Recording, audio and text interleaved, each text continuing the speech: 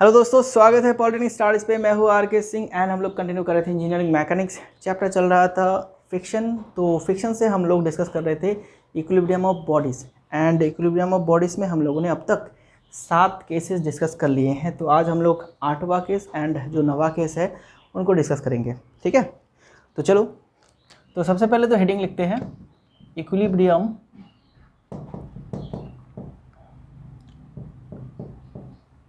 of a body on rough inclined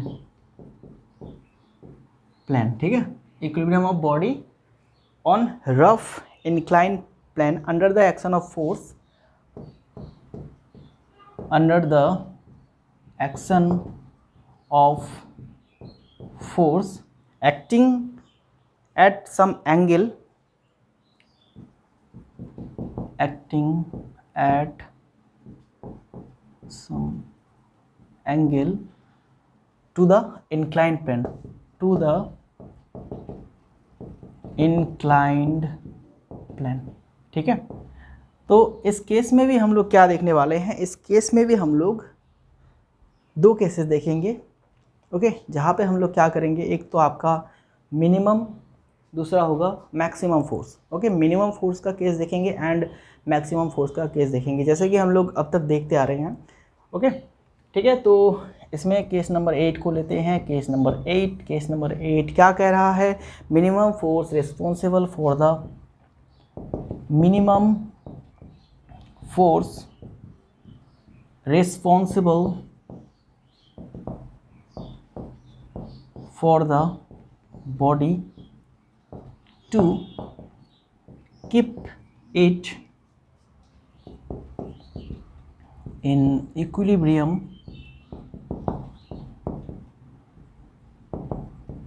ठीक है, to keep it in equilibrium at the point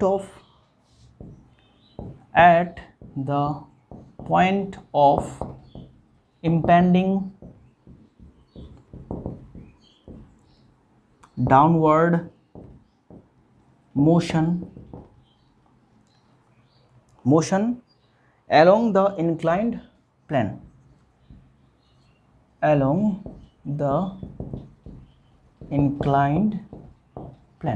ठीक है। तो अब के बार क्या करेंगे हम लोग, अब के बार जो फोर्स अप्लाई होगा वो इंक्लाइंड सरफेस के साथ भी एक एंगल पे रहेगा। ठीक है, इंक्लाइंड सरफेस के साथ भी वो आपका एंगल पे रहेगा। प्रीवियस क्लास में हम लोगों ने क्या डिस्कस किया था, जो अप्लाइड फोर्स होगा वो हॉरिजॉन्टली होगा एंड उसके आगे की क्लास में हम लोग डिस्कस किया था जो कि फोर्स हम लोग अप्लाई करेंगे वो आपका पैरेलल टू द प्लेन होगा। ठीक है, तो एक एक क्लास में हम लोग क्या क्या डिस्कस कर रहे हैं, फोर्स को अलग अलग दिशा में हम लोग रख के हम लोग उसका इक्विलिब्रियम कंडीशन को एनालाइज कर रहे हैं। ठीक है, तो यहाँ पे इसका अगर फिगर ड्रॉ करें तो फिगर भी बिल्कुल सेम ही जा रहा है जैसे कि हम लोगों ने पहले डिस्कस किया था। ये हो गया इंक्लाइन सरफेस जिसका एंगल ऑफ इंक्लाइनेशन है अल्फ़ा एंड इसके यहाँ पे ऐसे एक ऑब्जेक्ट को रखा गया है। तो इस ऑब्जेक्ट का जो वेट है वो नीचे की तरफ लगेगा।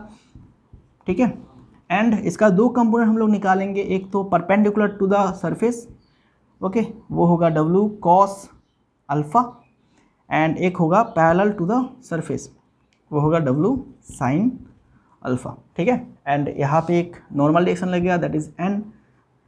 एंड अब के बार जो हम लोग फोर्स अप्लाई करेंगे वो आपका इंक्लाइन सरफेस के साथ भी इंक्लाइन रहेगा। मतलब ये आपका इंक्लाइन सरफेस, ठीक है, इसके साथ भी आपका क्या है, ऐसे इंक्लाइंड है। दिस इज़ द फोर्स हम लोगों ने क्या लगाए हैं, इंक्लाइंड सरफेस के साथ भी वो आपका इंक्लाइंड पे है। ठीक है, तो इसको हम लोग अभी जो है इसको हम लोग एक नाम देंगे बीटा। ठीक है, इसको हम लोग नाम देते हैं बीटा। ठीक है, ये वाला एंगल मतलब इंक्लाइंड सरफेस के साथ फोर्स जो है वो बीटा एंगल पे है। ओके, एंड बॉडी कौन से मोशन पे है, इम्पेंडिंग डाउनवर्ड मोशन, मतलब ये नीचे की तरफ आना चाहता है। तो फ्रिक्शन जो लगेगा वो आपका डेफिनेटली इस दिशा में लगेगा, F लिमिटिंग इस दिशा में लगेगा। ठीक है, तो देखो जब कोई फोर्स आपका किसी एक एंगल वर्टिकल के साथ या फिर हॉरिजॉन्टल के साथ किसी एक एंगल पे आपका रहता है तो हम लोग उसका क्या निकालते हैं, उसका हम लोग रिजोल्व पार्ट निकालते हैं, मतलब उसका रेजुलेशन करके हम लोग उसका कंपोनेंट निकालते हैं। तो इस केस में हम लोग कंपोनेंट निकालेंगे किसका, इस एक्सटर्नल फोर्स का, जो एक्सटर्नल फोर्स हम लोगों ने अप्लाई किए हैं उसका निकालेंगे हम लोग रिजोल्व पार्ट, बोले तो कंपोनेंट। कौन से दिशा में, एक तो आपका parallel to the incline surface, दूसरा निकालेंगे perpendicular to the incline surface. तो parallel to the incline surface क्या होगा, ये वाला दिशा, यहाँ पे ये होगा आपका P cos बीटा, एंड ये जो होगा परपेंडिकुलर टू द सरफेस वो होगा P sin बीटा। ठीक है, मतलब हमारे पास अभी जो है सारे फोर्सेस हम लोगों ने ड्रॉ कर लिए हैं, बस अब हमें इक्विलिब्रियम कंडीशन पे यहाँ पे सेटिस्फाई कराना है, बस काम हो जाएगा हमारा। ठीक है, तो चलो अभी करते हैं हम लोग equilibrium condition. In equilibrium condition हमारा क्या आएगा, इन इक्विलिब्रियम कंडीशन आएगा जितने भी फोर्स सरफेस के साथ पैरेलल लग रहा है उसका अलजेब्रिक सम आपका 0 होगा, और जितने भी फोर्स इस सरफेस के परपेंडिकुलर दिशा पे लग रहा है उसका भी अलजेब्रिक सम जो होगा वो 0 होगा। तो हमें ये दो कंडीशन को अप्लाई करना है। तो हम लोग पहले तो पैरेलल वाला लेते हैं, सॉरी पहले हम लोग ये वाला ले लेते हैं। ठीक है, ये वाला परपेंडिकुलर टू द सरफेस, वो क्या होगा, n जो कि ऊपर की तरफ लग रहा है, इस दिशा में लग रहा है, उसके साथ ऊपर की तरफ कौन लग रहा है, plus P sin beta, and इस दिशा में कौन सा लग रहा है, ऑपोजिट दिशा में W cos, तो इसका हम लोग लेंगे minus W cos alpha equal to 0। ठीक है, यहाँ से हमें आ गया है, यहाँ से हम लोग n का वैल्यू निकालेंगे, क्योंकि n का वैल्यू हमें पुट करना है कहीं और जगह पे। तो n इजिकल टू होगा W cos alpha minus P sin beta. This is the equation number 1। Okay, अब इक्वेशन नंबर 2, वहाँ पे हम लोग क्या देखेंगे कि इंक्लाइन सरफेस के साथ जितने भी फोर्स पैरेलल लग रहा है उसका हम लोग अलजेब्रिक सम अगर करते हैं तो वो 0 होगा। एंड क्या है, P cos बीटा। देखो इस दिशा में क्या लग रहा है, P cos बीटा, एंड उसके साथ साथ लग रहा है आपका फ्रिक्शन। ठीक है, माइनस इस दिशा में क्या लग रहा है, सिर्फ और सिर्फ W sin alpha is equal to 0 होगा। ओके, तो यहाँ पे P cos बीटा को एक तरफ रखिए, P cos beta, and F की जगह पे हम लोग μ1 लिखेंगे is equal to W sin alpha. ठीक है, एंड n की वैल्यू हम लोग जानते हैं, यहाँ पे n का वैल्यू ये है, तो n का वैल्यू हमें यहाँ पे लगा देना है। तो यहाँ पे हमें क्या मिलेगा, P cos बीटा प्लस ये जो म्यू है ये दोनों के साथ मल्टीप्लाई होगा, mu W cos alpha minus mu P sin beta is equal to W sin alpha. ठीक है ना, यहाँ तक ठीक है।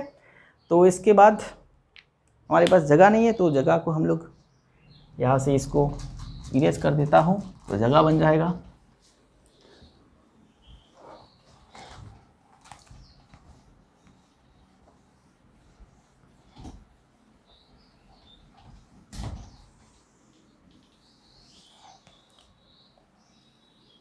चलो तो इसको आगे बढ़ाते हैं। अभी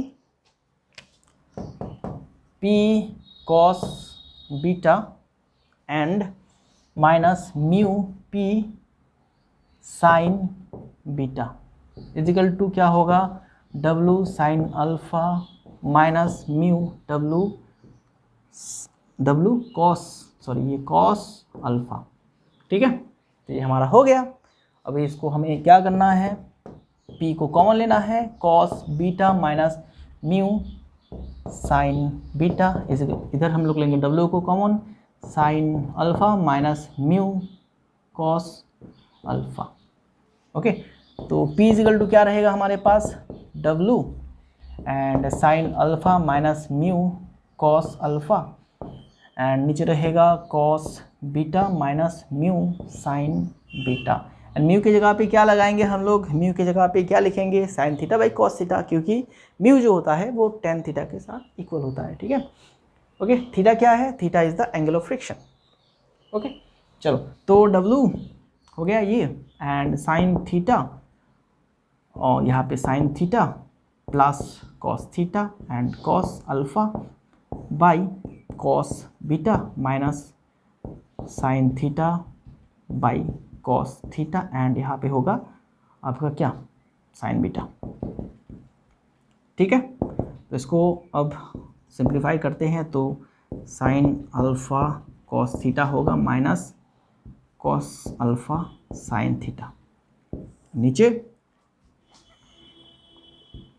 cos alpha cos beta minus sine cos alpha क्यों रहेगा यार, कॉस थीटा, थीटा रहेगा ये कॉस थीटा, तो साइन थीटा साइन बीटा। बात समझ में आया। अब ये किसका फॉर्मूला है, W, ये किसका फॉर्मूला है बोलो, ये साइन A माइनस बी का फॉर्मूला है, ये साइन A माइनस बी का फॉर्मूला है, तो हम लोग क्या लिखेंगे, साइन अल्फ़ा माइनस थीटा लिखेंगे यहाँ पे, एंड नीचे ये किसका फॉर्मूला है, ये आपका कॉस प्लस का फॉर्मूला है। ठीक है, कॉस प्लस का फॉर्मूला है, तो कॉस क्या करेंगे बोलो हम लोग इसके साथ, कॉस प्लस का फॉर्मूला है तो ये बीटा प्लस थीटा। ठीक है, ये हमारा क्या हो गया, पी का वैल्यू हो गया है, P minimum, the minimum force responsible for the equilibrium of the body. Okay, ठीक है, जब बॉडी जो है वो इम्पेंडिंग डाउनवर्ड मोशन पे है। ठीक है, at the point of impending downward motion. चलो इसको फटाफट से कर लीजिए, क्योंकि हम लोग मैक्सिमम फोर्स का भी फॉर्मूला देखने वाले हैं। मैक्सिमम फोर्स का फॉर्मूला बिल्कुल यही वाला फॉर्मूला रहेगा। ठीक है, थोड़ा सा साइन जो है चेंज हो जाएगा, थोड़ा सा सिचुएशन जो है चेंज हो जाएगा, सिर्फ और सिर्फ फ्रिक्शन का जो डायरेक्शन होता है वही चेंज होता है, बाकी चीज़ें जो है उसके हिसाब से चेंज होगा। तो चलो अभी देखते हैं हम लोग केस नंबर क्या, केस नंबर 9।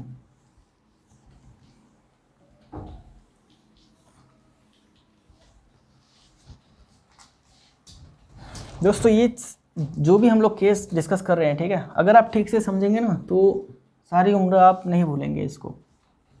ठीक है, पूरा लाइफ टाइम इसको आप याद रख पाएंगे। जस्ट एक बार आप कंसेप्ट को बिल्कुल फोकस के साथ समझिए। जब मैंने करा था डिप्लोमा में इंजीनियरिंग मैकेनिक्स, तो तब के टाइम पे मैंने ये सारे कंसेप्ट को बहुत अच्छी तरह से समझा था। ओके, दैट इज़ वाई आज तक मुझे ये सारी चीज़ें जो है याद है। एंड अगर फ्रिक्शन के कोई न्यूमेरिकल प्रॉब्लम दिया जाता है इन सभी केसेस से रिलेटेड, तो डेफिनेटली वो मुझे एक बार में ही आ जाता है। ओके, तो आपको क्या करना है कि सारे कंसेप्ट को बारीकी से समझना है, सारे कंसेप्ट को बिल्कुल फोकस के साथ समझना है। एक बार समझ लीजिए, सिर्फ एक बार आप हार्डवर्क करके समझ लीजिए, बाकी चीज़ें जो है बाद में आपको बहुत ही ईजी लगने लगेगा। ओके, सिर्फ मेहनत आपको एक बार ही करना है, बहुत ही फोकस के साथ। केस 9, तो केस 9 पे क्या लिखेंगे, maximum force responsible for the block, maximum force responsible for the block to keep it in equilibrium at the point of क्या होगा यहाँ पे, impending upward motion, at the point of impending upward motion along the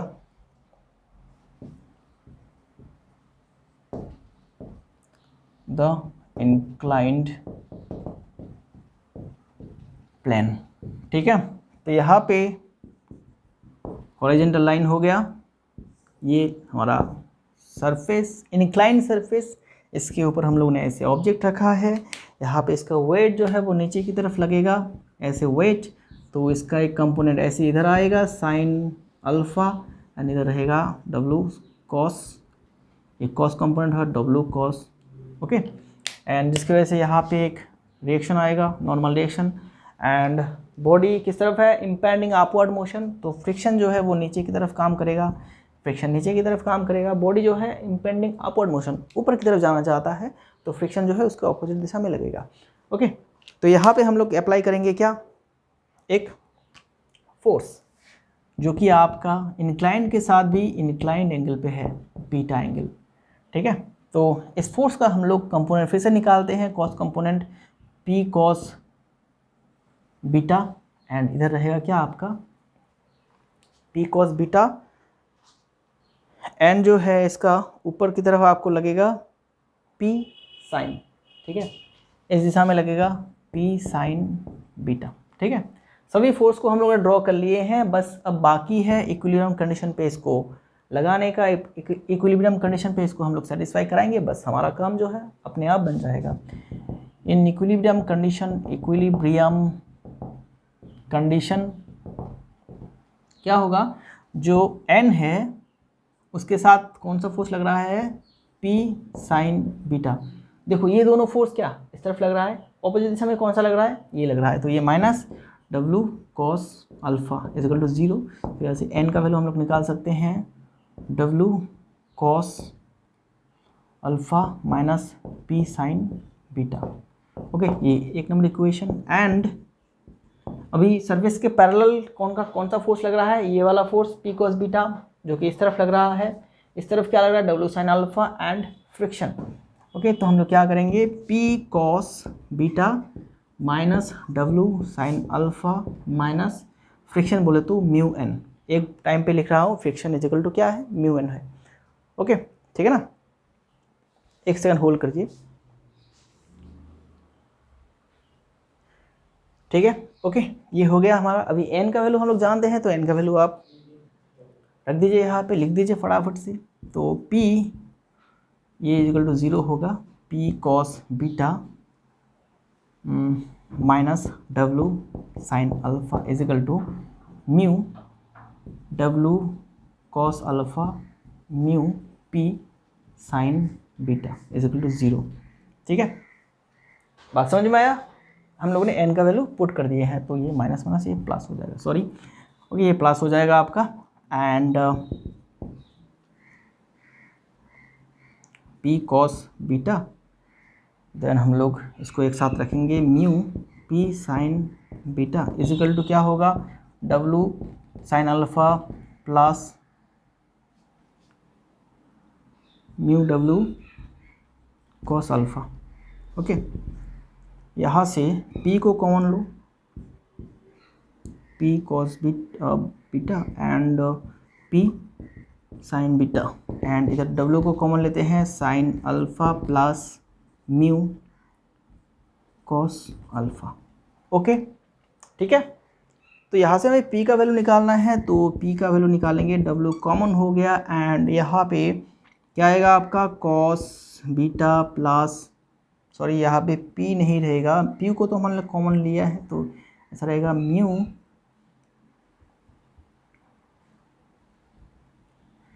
अच्छा ये वाला नीचे जाएगा, ये वाला ऊपर रहेगा, थोड़ा सा मिस्टेक हो रहा है, म्यू cos अल्फा, ये वाला part cos beta plus mu sign beta, ठीक है। ओके, इसको आगे ले जाते हैं, आगे हम लोग इधर करेंगे इसको, तो इसको मैं इरेज कर देता हूँ, अभी इस फिगर को पूरा इरेज कर देता हूँ।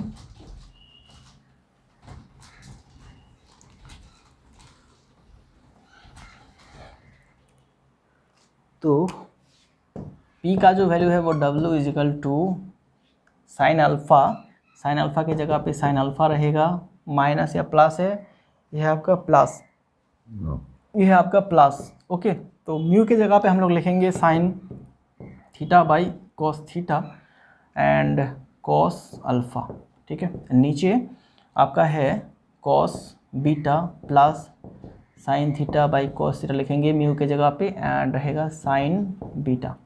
ओके, ठीक है, इसको सिंप्लीफाई करें, कॉस थीटा के साथ ये मल्टीप्लाई होगा, मतलब sign alpha cos theta plus cos alpha sine theta.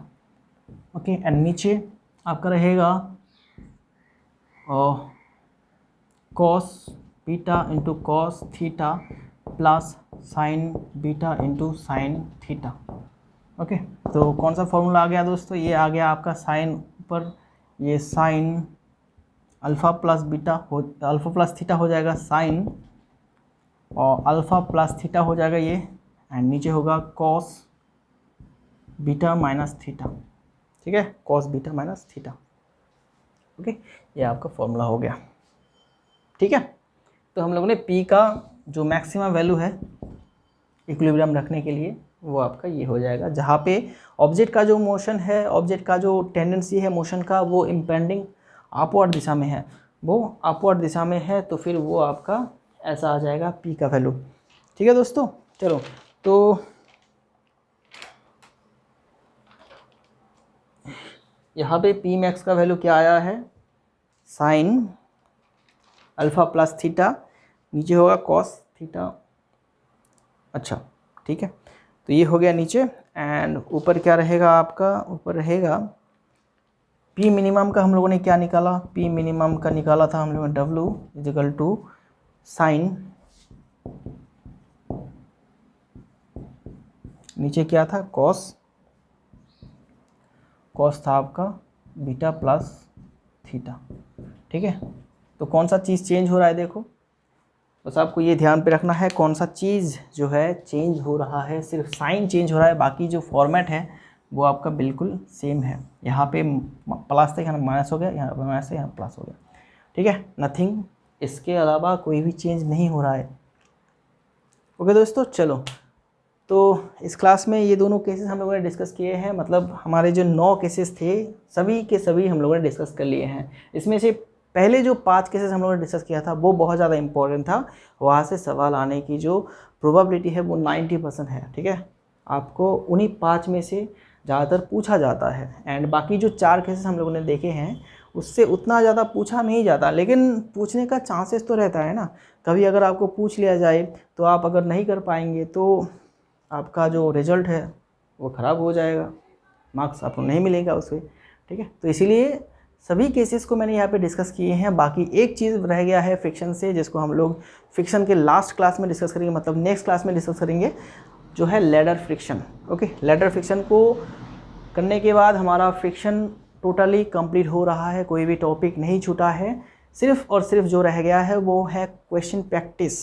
तो क्वेश्चन प्रैक्टिस मैंने जैसे कि कहा आपको कि हम लोग क्वेश्चन प्रैक्टिस जो है नवंबर में करेंगे, उसके पहले हम लोग पूरा थियोरेटिकल पार्ट को फिनिश कर लेते हैं, देन हम लोग रिवीजन करेंगे, प्लस क्या करेंगे, रिवीजन करने के बाद हम लोग डायरेक्ट न्यूमेरिकल प्रॉब्लम को सॉल्व करेंगे। तो रिवीजन क्लास जो रहेगा वो 1 घंटा 1.5 घंटा का क्लास रहेगा, तब जाके हम लोग वहाँ पे पूरा रिवीजन करेंगे, पूरा सारे थ्योरी को हम लोग एक बार फटाफट से रिवीजन कर लेंगे, एंड उसके बाद हम लोग क्वेश्चन प्रैक्टिस करेंगे, ओके, एक ही क्लास में, ठीक है ना। तो वैसे हम लोग आगे जाएंगे। ओके, चलो, तो मिलते हैं हम लोग नेक्स्ट क्लास में बात करेंगे लैडर फ्रिक्शन के बारे में, एंड तब तक के लिए अपना ख्याल रखना, अपना स्टडी बराबर करते रहना, एंड अपना तबीयत जो है उसका भी ख्याल रखना। ओके, मिलते हैं नेक्स्ट क्लास में। Thank you very much.